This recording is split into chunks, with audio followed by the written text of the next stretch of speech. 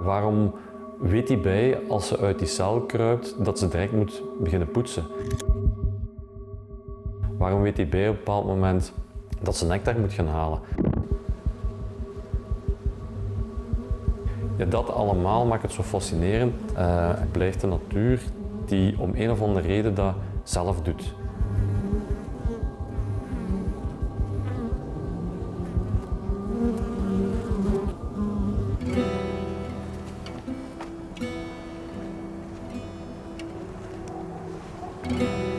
Ik ben geboren en getogen in Hasselt en in mijn vrije tijd hou ik me bezig met imkeren, dus het houden van bijenvolken en het verzorgen daarvan. Ja.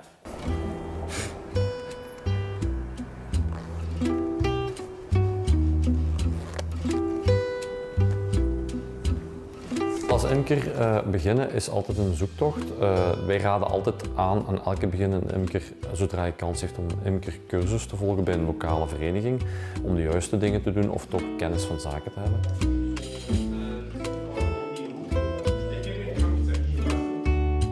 De Imkersbond Hasselt en Omstreken houdt zich vooral bezig met activiteiten voor en door imkers. Maar daarnaast baten wij ook de bijenhal van de stad Hasselt en domein Kiewit uit, waarbij wij groepen ontvangen die uitleg willen over bijen en die dan workshops krijgen. En daar zijn ook een aantal bijenkasten. En dat is heel mooi om te zien in een open demonstratiekast. Dan ziet men letterlijk achter glas hoe is het leven van de bij praktisch aan de kast zelf.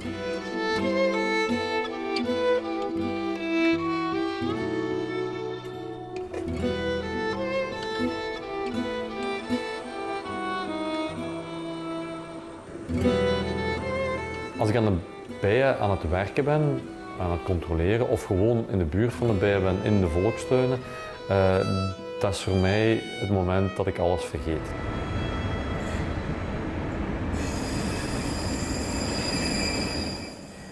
Houden van bijenvolken is enerzijds kijken van zijn zij goed bezig in hun kast, in de zin van gaat het goed met hun gezondheid, ontwikkelt het volk met de koningin zich heel goed. Maar daarnaast moet je ook zorgen dat ze zich beter kunnen ontwikkelen. Dat wil zeggen dat je je kast en de wasramen onderhoudt, vervangt. En daarnaast is het honingoogsten of het honingslingeren nadien ook wel een heel belangrijk item qua tijdsbesteding.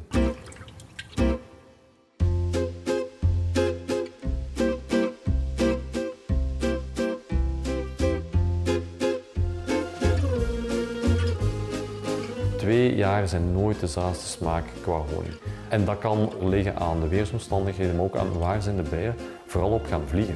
De imkers die trekken naar het heidegebied, dan heb je een uitgesproken heidesmaak. Spreken we over de bijenkasten hier in Rungst, daar is een heel gevarieerde aanplanting van bloemen en planten. En die mix is dus ook een algemene honing.